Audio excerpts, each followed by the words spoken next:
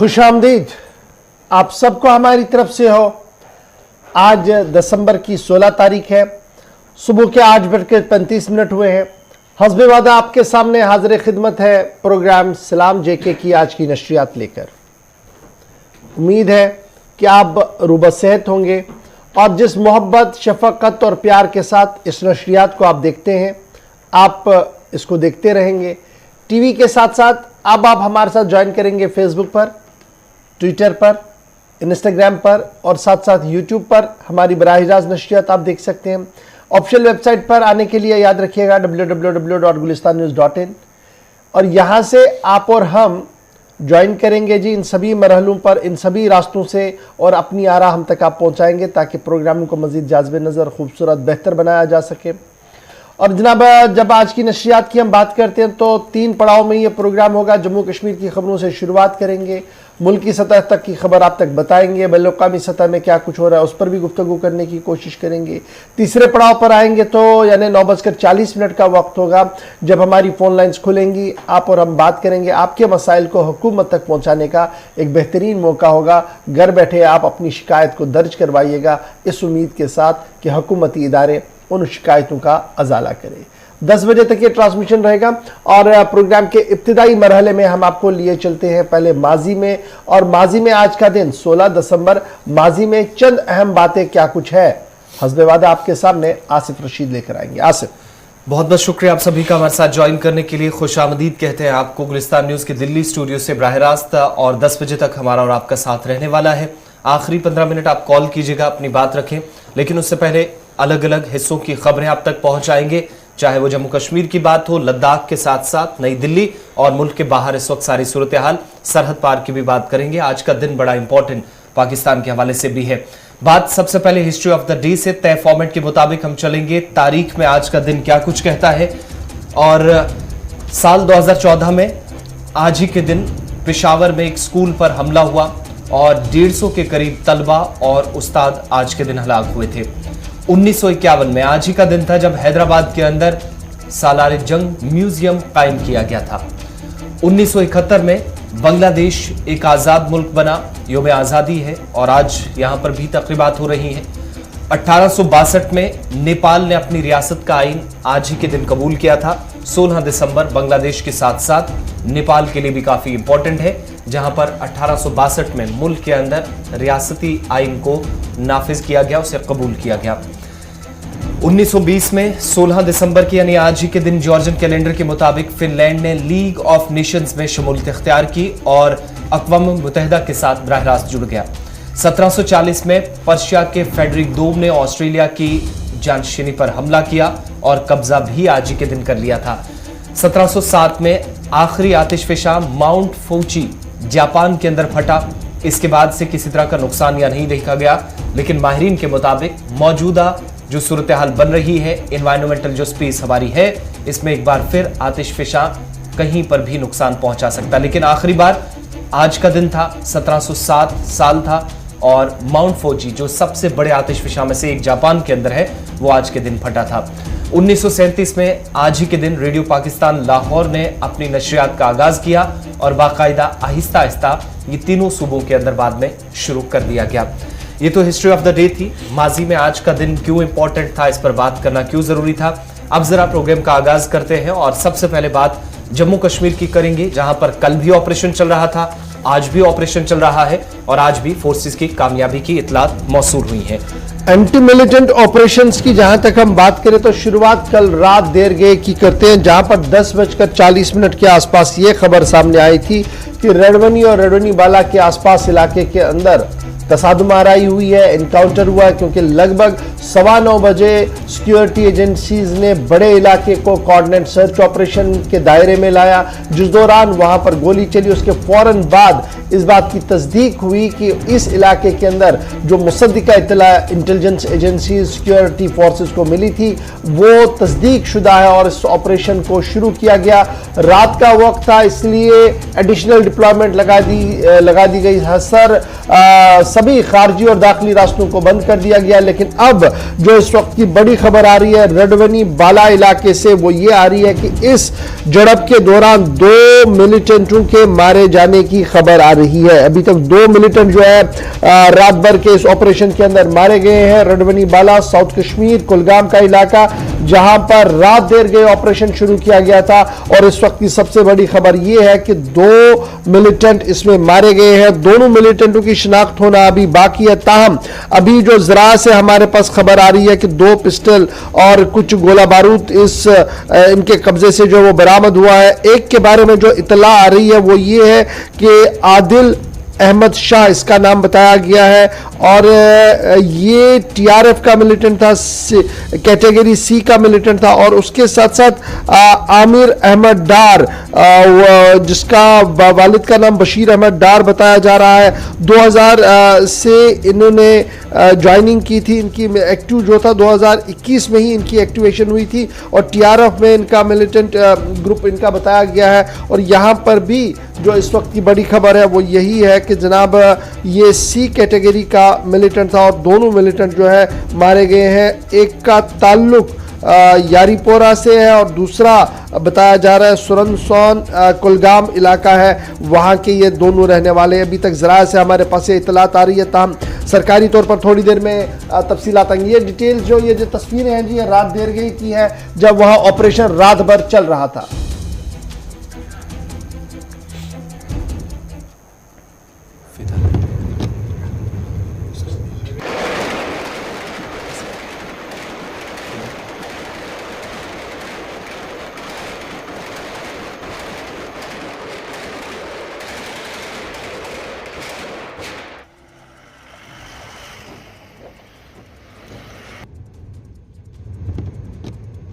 Operation चल रहा था जम्मू कश्मीर पुलिस के साथ साथ दीगर सिक्योरिटी फोर्सेस, जिनमें फौज की भी इतलात हैं कि वो भी इस ऑपरेशन का हिस्सा थी।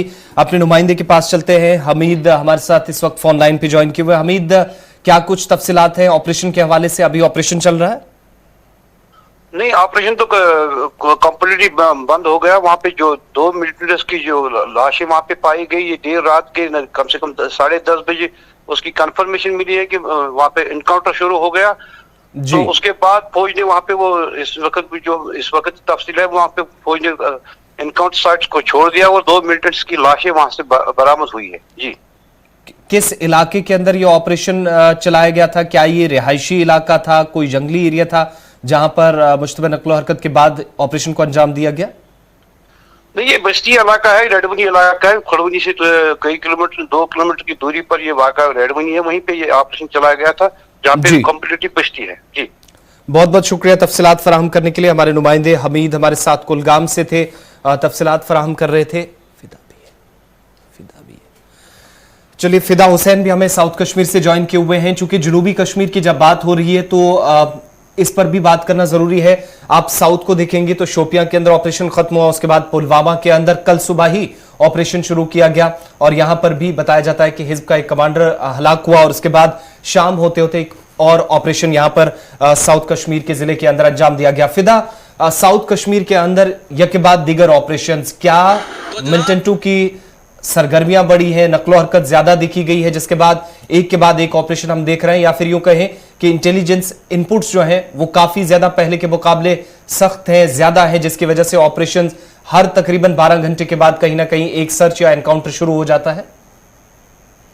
देखिए, आपसे सबसे पहले मैं आपको बता दूं कि अगर हम पुलवामा की बात करें, पुलवामा में जो है वो हलाक हुआ था, उसकी फौरन बाद बात करेंगे जहाँ पे 9 बजे के आसपास ही रेडवनी इलाके को मुहसमे में ले लिया गया। इनपुट था कि वहाँ पर कुछ मिलिटेंट जो है वो इलाके में मौजूद है। हालांकि ये रिहायशी इलाका था और वहाँ पर जब रिहायशी इलाके में सिक्योरिटी फोर्सेस पहुंची तो सबसे पहले, क्योंकि जो लोग थे, जो वहाँ के सिविलियन थे उस मोहल्ले के, उनको कैसे बाहर निकाला जाए। और उसके बाद जब वहां पर सिक्योरिटी फोर्सेस और मिलिटेंटों का आमना सामना हुआ, क्योंकि मिलिटेंटों को सबसे पहले नजर पड़ गई, क्योंकि उनको लगा कि रात का वक्त था और लाइटें भी जब नस्ब की गई, क्योंकि ऐसा लग रहा था कि अब शायद भागने का कोई भी जो चांस है वो उनके पास कोई बचा नहीं था। उसके बाद फायर होता है और फायर का जवाब जो है जवाबी कार्रवाई दी जाती है। जवाबी कार्रवाई में दोनों मिलिटेंट जो है वो हलाक होते हैं। हालांकि मकामी बताए जाते हैं, जैसे इश्फाक ने भी कहा कि मकामी है और कुछ ही देर के बाद तस्वीरें भी सामने आ जाएगी। लेकिन अगर जनूबी कश्मीर की बात करेंगे, कुलगाम में सबसे ज्यादा जो है झड़पें 2 महीनों के अंदर देखने को मिली है। सबसे ज्यादा अगर नुकसान मिलिटेंट्स को उठाना पड़ा तो वो जिला कुलगाम से। उसके बाद अगर टॉप कमांडर के हलाक होने की खबर है वो शोपियान और पुलवामा से निकल के सामने आई है। तो कहीं ना कहीं पे अगर पूरे जनूबी कश्मीर पे नजर डालेंगे पिछले 2 महीनों का, तो सबसे ज्यादा झड़पें जो है इन 2 महीनों में देखने को मिली कि जहां पर भी इनपुट जो है सिक्योरिटी फोर्सेस के पास आता है तो उसके फौरन बाद वहां पर तलाशी कार्रवाई की जाती है। तलाशी कार्रवाई के दौरान जब मिलिटेंटों को नजर पड़ती है तो कहीं ना कहीं पे आमना सामना भी हो जाता है। तो इस बीच अगर रडविनी की बात करेंगे, ऑपरेशन खत्म हो चुका है, सिक्योरिटी फोर्सेस वहां से बाहर आ गई है। हालांकि रात 9 बजे ही इस ऑपरेशन को शुरू किया गया। बहुत शुक्रिया जी फिलहाल हुसैन हमारे साथ ज्वाइन करने के लिए। फिलहाल जी साउथ कश्मीर के अंदर एक के बाद एक एनकाउंटर, कल पुलवामा, आज रडवनी शोपियां में क्लोज हो गया जी एनकाउंटर। जो रात देर के शुरू हुआ था वो 2 मिलिटेंटों के मारे जाने की खबर है। सरकारी तौर पर दोनों के नाम अभी नहीं आए, जरा से जो नाम हमारे पास है वो हमने आपको बता दिया। बढ़ते हैं जी आगे। बात जरा जब हालात की हो रही है तो मुल्की सतह के हालात कैसे, ये बड़ा अहम है और उसका ताल्लुक जम्मू कश्मीर पर भी है, यानी उसका असर आपको जम्मू कश्मीर के अंदर भी दिखेगा। क्योंकि वज़ीर ममलिकत बराए दाखिला का बड़ा बयान सामने आया है और यूएपीए कानून को लेकर उनका बयान इस वक्त सामने आया है और उनका मानना है कि यूएपीए कानून का इतलाक पूरे मुल्क के अंदर तो है, ताहम साल 2020 के अंदर 10 रियासतें ऐसी हैं जहां पर कोई भी गिरफ्तारी नहीं हुई, ताहम 6 यूनियन टेरिटरियां भी ऐसी रही हैं जहां यूएपीए का कोई इतलाक नहीं हुआ है। जब ये बात उन्होंने कही तो साल 2021 के आंकड़े भी आपके सामने हैं। बिल्कुल, सरकार का ये मानना है, जो पार्लियामेंट के अंदर जवाब दिया गया उसमें तकरीबन 3 ऐसी यूटीज या स्टेट्स हैं जहां पर अनलॉफुल एक्टिविटीज प्रिवेंशन एक्ट यानी यूएपीए के तहत गिरफ्तारियां हुई हैं। उत्तर प्रदेश में 361 लोगों को गिरफ्तार किया गया है। 346 लोग जम्मू कश्मीर के अंदर इस कानून की मुख्तलिफ दफात के तहत जिनकी गिरफ्तारी अमल में लाई गई है और मणिपुर के अंदर 225 अफराद मुख्तलिफ मकामात पर जिन्हें गिरफ्तार किया गया यूएपीए के तहत। जम्मू कश्मीर और दिल्ली के अंदर जिन लोगों को यूएपीए के तहत गिरफ्तार किया गया है 2019-2020 के दौरान इसमें बढ़ोतरी देखी गई है, इजाफा हुआ है। ये सरकार के आदाद-ओ-शुमार है। सरकारी इसमें क्लियर कर दूं, सरकारी आदाद-ओ-शुमार का माना गया जनाब इसमें तो कमी आई है, क्योंकि 2019 में 1948 है और 2020 में 1331 है। तो सरकार मान रही है कि जनाब जिस तरीके से एक शोर मचाया गया है कि यूएपीए का गलत इस्तेमाल हो रहा है, राज्यसभा में तहरीरी जवाब का आंकड़ा दिया गया कि जनाब ऐसा बिल्कुल नहीं है। 2019 के आंकड़े भी दिए, 2020 के भी आंकड़े दिए। 3 रियासतें ऐसी बताई गई और यूनियन टेरिटरियां बताई गई जहां पर सबसे ज्यादा unlawful activities prevention act UAPA का इस्तेमाल किया गया है, जिनमें उत्तर प्रदेश है जहां पर 361 लोगों की गिरफ्तारी हुई है। उसके बाद जम्मू कश्मीर है, 346 लोगों की गिरफ्तारियां हुई है। मणिपुर के अंदर 225 लोगों की गिरफ्तारी हुई है एज पर द डाटा जो सर्कुलेट किया गया था राज्यसभा के अंदर।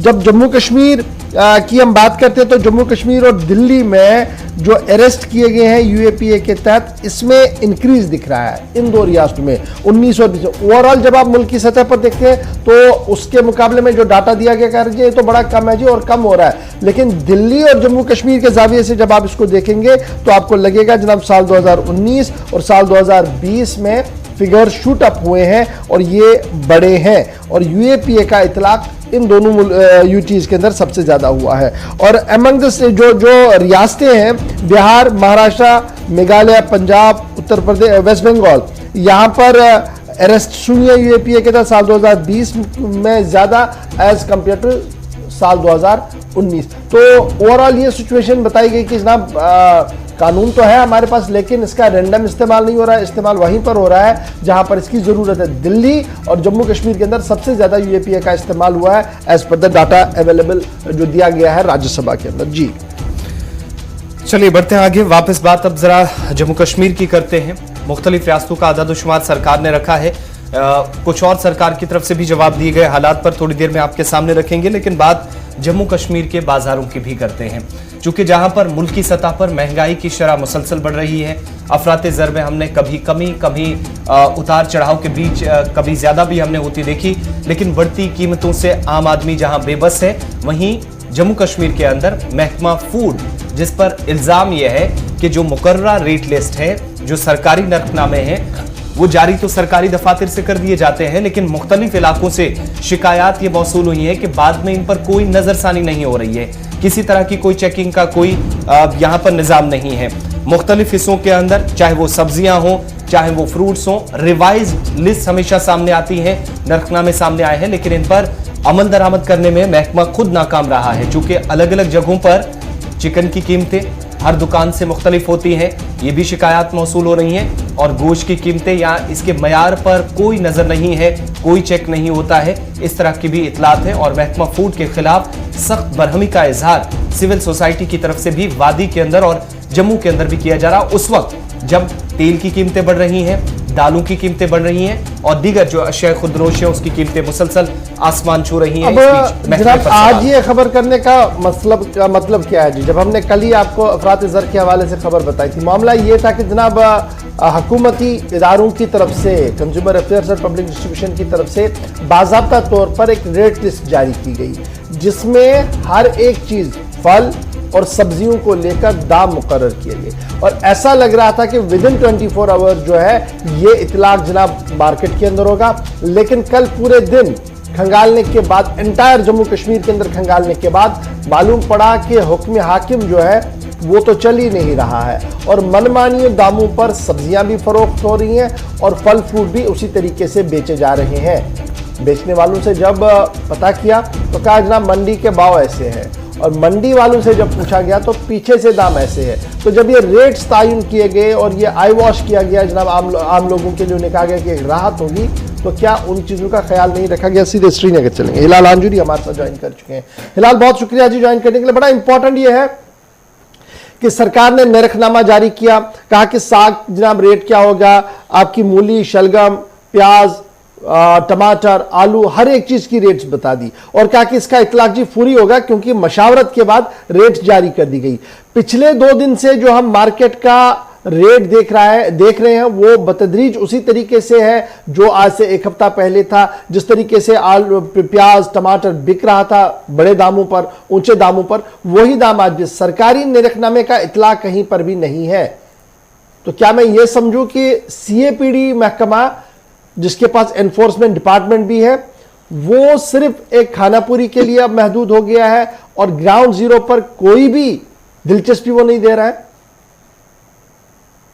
बिल्कुल ऐसी ही सूरत हाल है, क्योंकि आज ये पहली बार नहीं है, इससे पहले भी हमने देखा है, कई सारी स्टोरीज हमने भी इस हवाले से कैरी की है। दरअसल जब हम भी मुतल्लिका हुकाम से फिर पूछते हैं कि जो आपने रेट लिस्ट याद नरखनामा जो आपने तैयार किया है और फिर आप दुकानदारों को इसे आवेजार रखने की भी बात करते हैं, तो फिर इसकी वायलेशन क्यों होती है? तो फिर उनका यही कहना यहाँ हर वक्त रहता है कि लोग हमें शिकायत नहीं करते हैं, यानी जो खरीदार है वो शिकायत नहीं करते हैं। लेकिन यहाँ पर भी वो इस चीज से बचने की कोशिश करते हैं कि वो इस मामले में सोमोटो एक्शन ले सकते हैं, और वो सोमोटो एक्शन लेने के इख्तियार भी उन्हें है, और वो ऐसी कार्रवाई कर भी सकते हैं। आप देखिए कल जो कुछ दो दिन पहले जो रेट लिस्ट मुरतब की गई थी, आज अगर आप किसी भी दुकान के पास जाएंगे, किसी भी सब्जी फरोश के पास जाएंगे, तो आपको अलग अलग रेट्स मिलेंगे। हर दुकानदार के पास, हर सब्जी फरोश के पास अलग अलग रेट नरखनामा है, और वो उसी हिसाब से उसे चार्ज करता है। न सिर्फ यहाँ बल्कि जब आप मंडी से भी इस चीज इसको खरीदेंगे तो वहां पर भी आप इस चीज का वायलेशन देखने को मिलेगा। और इसमें बड़ी बात यह है कि जो महकमा उमूरी सार्फिन है, उन्होंने कभी भी इन सब्जियों के दामों को सही डगर पे रखने के लिए कोई कार्रवाई नहीं की, बल्कि माह रमजान के महीने में सिर्फ ये अलग अलग बाजारों में जाकर नरखनामे वहां पर चेक करते हैं, और जब हम अमली स्तर पर देखते हैं तो बाकी राउंड द क्लॉक हो या पूरे 12 महीने हो, फिर कोई भी डिपार्टमेंट का कोई भी पुर्जा कहीं पर नजर नहीं आ रहा है, और इन रेट्स की हमेशा वायलेशन ही देखने को मिल रही है। हिलाल, आप हमारे साथ रहिएगा। मामला बड़ा इंपॉर्टेंट है क्योंकि अवामी मामला है, अवामी दिलचस्पी इसमें, और कुछ लोग कह रहे हैं जनाब खबर की जरा विस्तार बताइए। मैं जनाब एक मिसाल के साथ इस खबर को और आगे बढ़ाता हूं। सरकार ने प्याज के रेट मुकर्रर किए 2, कहा कि 35 रुपया एक कैटेगरी और 25 रुपया एक कैटेगरी जो हमारे मार्केट में है, कहा कि यह बिकनी चाहिए, इंश्योर कराया गया। लेकिन जो कल पूरे दिन हमने मार्केट खंगाला है उसमें 40 रुपया, यानी जो आपने 35 रुपया वाला था उसको 40 रुपये में बिकता हुआ देखा, बल्कि 45 रुपये तक भी वो गया था, और जो 25 रुपया वाला था वो 30 रुपये में गया, यानी 5 से 7 रुपये का फर्क हर 1 किलो में है। तो क्या मैं ये समझूं कि डिपार्टमेंट ने पूरी तरह से मशक्कत नहीं की है, मेहनत नहीं की है, कोऑर्डिनेशन में सबके साथ बात नहीं की है, जिसकी वजह से अगर 1 किलो प्याज के अंदर 5 से 7 रुपए का फर्क आएगा तो ये तो पूरा रेट लिस्ट पर ही सवाल उठेगा इसके बाद। मैं बोल रहा हूं गवर साहब की एक रस्म बनाई गई है कि जो स्टेक होल्डर्स है उनको ऑन बोर्ड भी लिया जाता है और उसके बाद रेट्स तय भी किए जाते हैं, लेकिन फिर एक इस तरह का कॉम्प्रोमाइज चलता है कि फिर इन्हीं रेट्स की वायलेशन होती है, क्योंकि जब तक ना आप ये नैरेटिव सोसाइटी से खत्म करोगे कि पहले हमें कोई खरीदार आ जाएगा और वो 5 रुपए के लिए फिर महकमा उमूर सार्फिन के दफ्तर जाएगा, पुलिस स्टेशन जाएगा, तहसील ऑफिस जाएगा और वहां पर रिटन एप्लीकेशन करेगा, तब जाकर वो एक्शन लेंगे। ये नैरेटिव यहाँ सोसाइटी से खत्म हो जाना चाहिए। यही नैरेटिव जो है ये मीट फरोशों के वक्त भी हम देखा कि इसी को सेट किया गया था कि डिपार्टमेंट कहती थी कि यहाँ कोई नहीं आता है, हमें कोई शिकायत नहीं करता है, क्योंकि उन्हें पता है कि जब आपको 35 रुपए में प्याज किलो या कोई भी चीज खरीदती है और वो 40 रुपए में, तो आम नागरिक यही कहता है कि 5 रुपए के लिए कहां मैं आप जाऊंगा कि इसको मैं शिकायत करूंगा, क्या मैं इसमें पहले 20 रुपए ऑटो का किराया लगाऊं, 30 रुपए ऑटो का किराया लगाऊं। फिर उन्हें ये भी पता है कि डिपार्टमेंट की जानब से एक्शन क्या ली जाती है। सबसे बड़ी बात यह है कि ट्रस्ट डेफिसिट है, उन्हें भरोसा ही नहीं है। ट्रस्ट डेफिसिट बड़ा इंपॉर्टेंट आपने बताया, ट्रस्ट डेफिसिट है, और यही वजह है कि जनाब ट्रस्ट डेफिसिट का मतलब अगर सीएपीडी साहब के डायरेक्टर हमारे हैं, असिस्टेंट डायरेक्टर है, डिप्टी डायरेक्टर्स हैं, सुपरवाइजर्स है, स्टोर कीपर्स है, और एक अलहदा विंग हमारी एनफोर्समेंट विंग है, चाहे वो म्युनिसिपल कॉर्पोरेशन के ताबिया है या चाहे वो अपनी जनाब डिपार्टमेंट के ताबिया है, सीएपीडी डिपार्टमेंट के ताबिया है। यानी सरकार ने एक मैकेनिज्म तो बनाया है, लेकिन क्या उनके घर में चावल नहीं आते, सब्जी नहीं आती, दूध नहीं आता, वो भी तो उसी मार्केट से खरीदते, क्या उन्हें इस बात का इल्म नहीं है कि क्या कुछ हो रहा है? तो ये सोमो मोटिव तो हो सकता था, लेकिन न जाने क्यों नहीं किया जा रहा है। लेकिन बड़ी बात यह है कि आम आदमी इंतहाई परेशान है और हुकूमत की बेबसी यहां पर साफ नजर आ रही। बहुत बहुत शुक्रिया जी हिलाल हमारे साथ ज्वाइन करने के लिए जी। बढ़ते हैं जी आगे, जरा बात अब एक और बड़ी खबर की भी करते हैं, और खबर इसलिए बड़ी मैं इसको मान रहा हूं क्योंकि कुछ नौजवान इस खबर के साथ जुड़े हुए हैं, और जब मैं खबर की बात करता हूं तो बात रहबर खेल, रहबर ज़राअत वालों का है। और इस सिलसिले में आपको याद होगा कि हुकूमती सतह पर एक कमेटी तश्कील दे दी गई थी, जिन्हें यह कहा गया था कि जनाब इस पूरे मामले पर वो अपनी रिपोर्ट दें। और अब खबर जो इस वक्त सामने आ रही है कि रिव्यू कमेटी का मीटिंग जो है वो होने जा रहा है, और उस मीटिंग के अंदर कई अहम फैसले लिए जा सकते हैं, और ये मामला जो है वो आज सामने होगा। मीटिंग आज बुलाई गई है, और जो ऑर्डर जारी किए गए हैं उस ऑर्डर के मुताबिक आज सिविल सेक्रेटरीट के अंदर डिपार्टमेंट ऑफ फाइनेंस कोर्ट ने बाज़ाब्ता तौर पर मीटिंग बुलाई है, और उसमें रहबर ज़राअत, रहबर जंगलात और रहबर खेल को लेकर, स्कीम को लेकर जो मामलात है उनको तय करने के लिए आज 4 बजे सिविल सेक्रेटरीट के अंदर मीटिंग बुलाई है। फाइनेंशियल कमिश्नर जो एडिशनल चीफ सेक्रेटरी भी हैं, उनकी सरबराही में यह मीटिंग जो है वो बुलाई गई है उनके चैम्बर में आज 4 बजे। और जो अकाउंट्स डिपार्टमेंट की तरफ से ऑर्डर जारी किया गया है उसमें कहा गया कि financial commissioner, additional chief secretary health and medical education department वो इसमें मौजूद रहेंगे जी। उसके साथ साथ principal secretary to government youth service and sports वो इसमें मौजूद रहेंगे। डायरेक्टर जनरल कोर्ट्स डिवीजन यानी फाइनेंस मैटर वाले वो इसमें मौजूद रहेंगे। उसके साथ साथ representative of agriculture protection farms welfare department not below rank than additional secretary, additional secretary rank से कम अफसर जो होगा वो यहां पर शिरकत नहीं करेगा। एडिशनल सेक्रेटरी के रैंक से ऊपर जनाब होना चाहिए आदमी जो एग्रीकल्चर प्रोटेक्शन की तरफ से आएगा मीटिंग के अंदर। इसी तरीके से representative forest ecology and environment वहां पर भी एडिशनल सेक्रेटरी रैंक से ऊपर वाले अफसर को बुलाया गया है मीटिंग के अंदर। और साथ साथ रिप्रेजेंटेटिव बुलाए गए हैं जी जनरल एडमिनिस्ट्रेटिव डिपार्टमेंट, यहां पर भी कहा गया कि एडिशनल सेक्रेटरी रैंक से नीचे जीएडी का भी कोई आदमी ना हो, ताकि अगर फैसला लिया जाए तो वो जामिया फैसला हो और हिकमत अमली के से भरपूर फैसला हो। तो माना जा रहा कि आज तकरीबन 4 बजे ये इजलास शुरू होगा और जब ये इजलास शुरू होगा तो इस इजलास के अंदर इंतहाई अहम चीज़ें जो है वो डिस्कस होनी है। जम्मू के अंदर सिविल सेक्रेटरीट के अंदर ये इजलास होगा और सबकी नजरें 4 बजे आज जम्मू में लगेंगी कि क्या कुछ रहबर जंगलात, रहबर ज़राअत और रहबर खेल के हवाले से हतमी फैसला लिया जा सकता है, क्योंकि पिछले कई दिनों से मशावरतें और मीटिंग्स हुई हैं और अब एक हिकमत अमली को खींचने की बात हो रही है। वो क्या कुछ हो सकती है इसका हमें भी इंतजार रहेगा और आपको पल पल का अपडेट जरूर करेंगे, क्योंकि 4 बजे इजलास होगा तो मान लीजिएगा 5 सवा 5 बजे तक खबर बाहर जरूर आएगी, जिसे हम जरूर आपके सामने रखने की कोशिश करेंगे। चलिए बात सरकार के एक और जवाब की करते हैं। चूंकि ऐवान की बात हो रही थी तो पार्लियामेंट के अंदर या के बाद दीगर सवालात जम्मू कश्मीर के हवाले से पूछे जा रहे थे और एक सवाल यह भी पूछा गया कि कितने लोगों ने दफा 370 के खात्मे के बाद जम्मू कश्मीर के अंदर जमीन खरीदी, प्लॉट खरीदा है, जिस पर सरकार की तरफ से जवाब दिया गया। और स्टेटहुड कब जम्मू कश्मीर का रिस्टोर किया जाएगा इस पर भी सवाल था।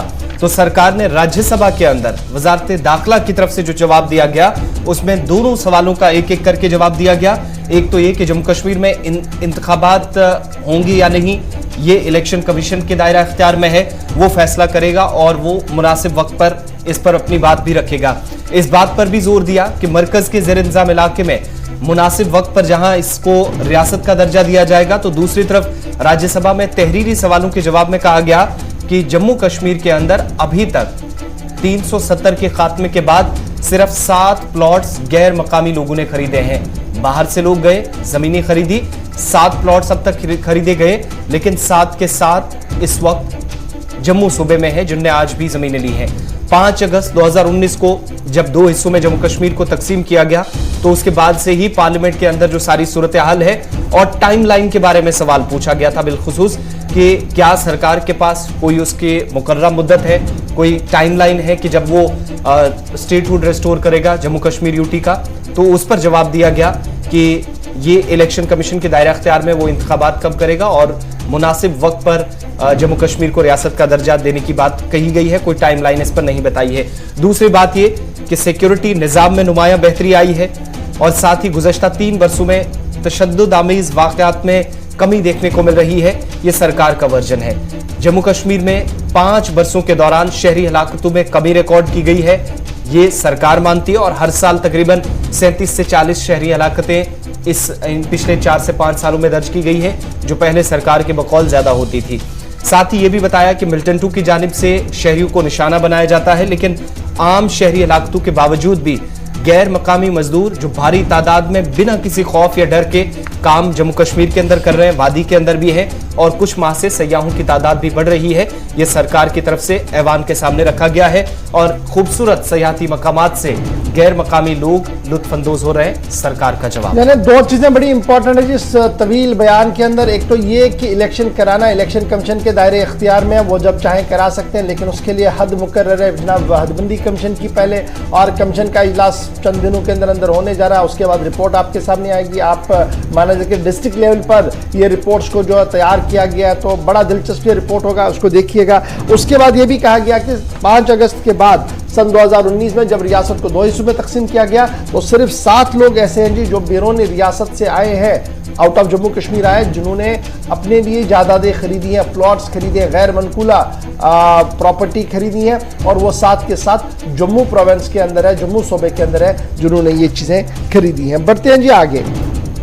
बात कल हमने आपको बताई थी कि पार्लिमानी स्टैंडिंग कमेटी की रिपोर्ट बराए कश्मीरी पंडित जो थी, बराए दाखिला जो थी, उन्होंने अपनी रिपोर्ट जो है वो सौंप दी थी। राज्यसभा के बाद लोकसभा के अंदर रिपोर्ट आई है और उसी रिपोर्ट के चंद हिस्से आज हम आपके सामने रखने जा रहे हैं। और पार्लियामेंट की स्टैंडिंग कमेटी बराए दाखिला ने कश्मीरी पंडित्स को लेकर कुछ अहम बातें सामने रखी है, जिसके तहत उनका मानना है कि कश्मीरी पंडित्स को लेकर जो माहाना मुशायरा दिया जा रहा है उसमें इजाफा किया जाए। साथ साथ लद्दाख के लिए एक खुसूसी पैकेज का ऐलान किया जाए, क्योंकि लद्दाख कमोबेश 5 से 6 महीने पूरी दुनिया से कटा रहता है, इसलिए वहां पर तरक्याती सीजन बहुत कम है। उसको ध्यान में रखते हुए भी सिफारिशात जो वो की गई है। आनंद शर्मा जो कांग्रेस के सीनियर मोस्ट लीडर हैं, उनकी सरबराही में पैनल ने जम्मू कश्मीर और लद्दाख का दौरा किया था और अपनी ताज़ा रिपोर्ट उन्होंने लोकसभा स्पीकर को सौंप दिया, on the floor of the house उसको रख दिया है। पार्लियामेंट की स्टैंडिंग कमेटी बराए दाखिला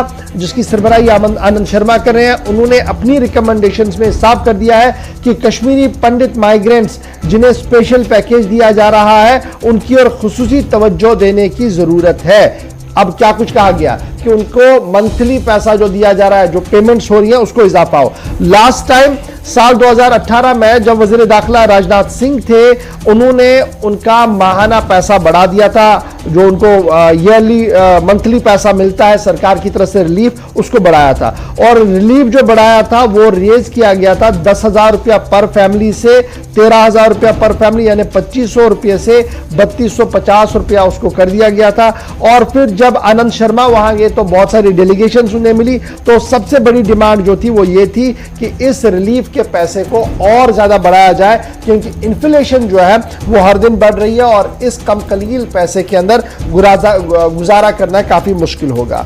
और उसके साथ साथ जब हम लद्दाख के पॉइंट ऑफ व्यू से देखते हैं कि इस रिपोर्ट के अंदर क्या कुछ कहा गया है, तो 27% बजट एलोकेशन जो है वो साल 2020-21 के अंदर खर्च की गई है यूनियन टेरिटरी लद्दाख के अंदर। पार्लियामेंट की स्टैंडिंग कमेटी का मानना है कि चूंकि नई यूनियन टेरिटरी बनी है, इसलिए स्पेशल फंडिंग का होना बहुत ज्यादा जरूरी है। और उसके साथ साथ स्पेशल फंड्स के साथ साथ पैकेज देने की भी बात होनी चाहिए, क्योंकि यहां पर वर्किंग सीजन कम है और टोपोग्राफी और दीगर परेशानियों को देखते हुए लद्दाख की ओर खुसूसी फोकस करने की जरूरत है। और जम्मू कश्मीर के जाविये से वजारत दाखिला का मानना है, जो रिपोर्ट सामने आई है पार्लियामेंट की स्टैंडिंग कमेटी की, कि हालात बेहतरी की ओर गामजन जरूर है, लेकिन कुछ और कदम उठाने की जरूरत है। हालात को बहाल करने के लिए सियासी अमल के साथ साथ इक्तिसादी मामले पर भी सोचना होगा, ताकि लगातार जो जम्मू कश्मीर को नुकसान हो रहा है उसकी भरपाई हो सके। यहां पर छोटे से ब्रेक के लिए रुक रहे हैं। ब्रेक के उस पार आएंगे तो आपको बताएंगे जी जनाब, जम्मू के अंदर